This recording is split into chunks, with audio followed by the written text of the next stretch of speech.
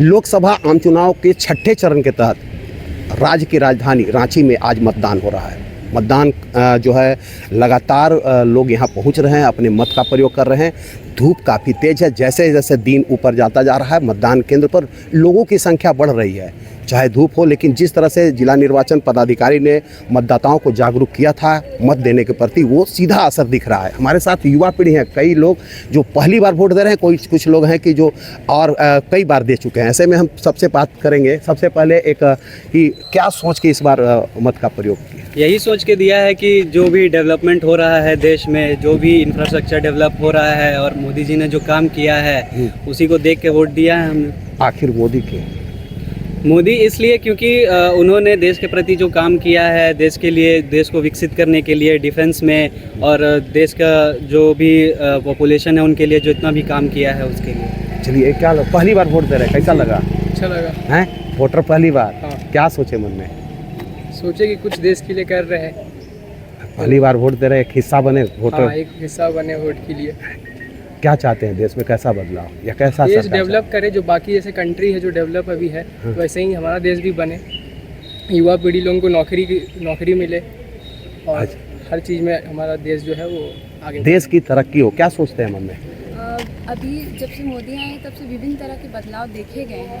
जैसे हर जगह बहुत सारी चीज़ विकसित हुआ है, मगर नौकरी के लिए थोड़ा सा अभी युवा पीढ़ी को नहीं मिल रहा है। तो हम यही चाहेंगे कि अगर इस बार फिर मोदी बनते हैं तो युवा पीढ़ी के लिए भी वो सोचें। युवा पीढ़ी के लिए क्या लगता है, क्या देश का किस तरह का विकास मतलब चाहते हैं इस बार को जो वोट दे रहे हैं? मन में क्या है कि किस तरीके का विकास हो? पहली बात तो ये कि जो आदमी कर देता है उस पर फिर डाउट नहीं करना चाहिए। 19 का मैनिफेस्टो में, 14 का मैनिफेस्टो में जो भी बोला गया सब हुआ। तो इस बात पर अब कोई संशय नहीं रहता है कि 24 के मैनिफेस्टो में जो है वो होगा कि नहीं। तो विदाउट डाउट हमने बीजेपी को वोट दिया, और जो उनके मैनिफेस्टो में है हम लोगों को अच्छा लगा कि ये होना चाहिए। मतलब गारंटी जो बात थी वो पूरा हुआ। और दूसरी बात है कि कई बार होता है कि हम लोग जाते हैं, जैसे जोमेटो में गए कुछ ऑर्डर करना है, बहुत देखे नहीं मन किया कुछ, तो लास्ट में डोसा मंगा लिया। तो अब विपक्ष का वही हाल हो गया है कि आपका क्या मुद्दा रह गया? कोई मुद्दा, कोई मैनिफेस्टो है? बीजेपी का स्लोगन निकला अब की बार 400 पार, तो आप रैली में निकल के कह रहे हैं कि नहीं 400 पार नहीं होगा। अरे भाई, वो 400 पार करे चाहे 272 पार करे, सरकार तो उसका बनेगा, लेकिन आप बनाने के लिए क्या किए? तो विपक्ष इतना कमजोर है कि हमारे पास अब ऑप्शन ही नहीं।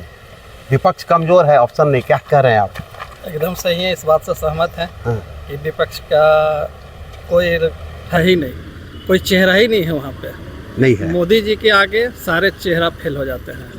मतलब विपक्ष के पास कोई मुद्दा नहीं है। मुद्दा है उनके पास, लेकिन उसमें कोई दम नहीं है।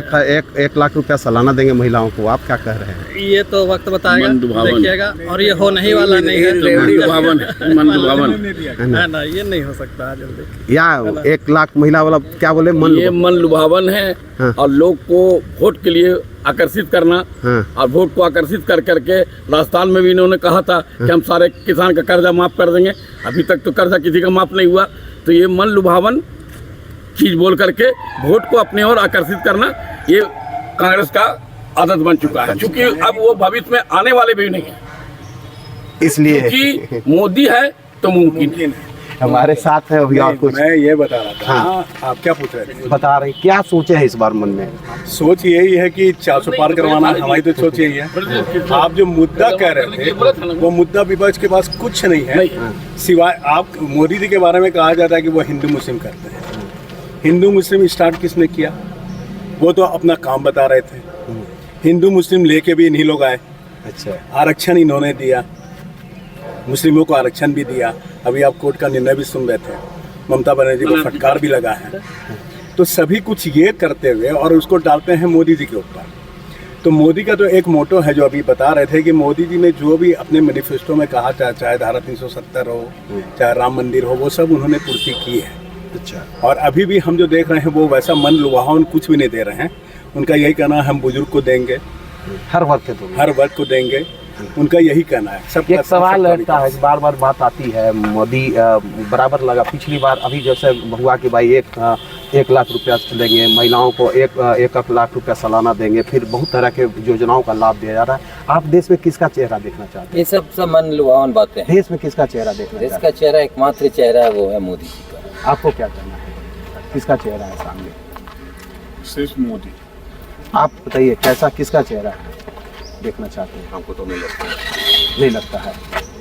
क्या चेहरा देखना, किसका चेहरा देखना? दूसरा कुछ दूसरे बदलाव होना चाहिए, बदलाव होनी चाहिए, विपक्ष तगड़ा होना चाहिए। विपक्ष तगड़ा होना चाहिए। हाँ। देखिए, हम खुद जीएसटी से जुड़ा हुआ है। हाँ। मेरे पास 2 सवाल है, उसको सही हमको आंसर चाहिए। अभी चांदी, सोना और हीरा का जीएसटी का भाव है, रेट ऑफ परसेंट, ये टैक्स है 3%, जबकि हम लोग यहाँ पर जितना भी खड़ा है सबका ये तो मिडिल क्लास नहीं तो हायर मिडिल क्लास है।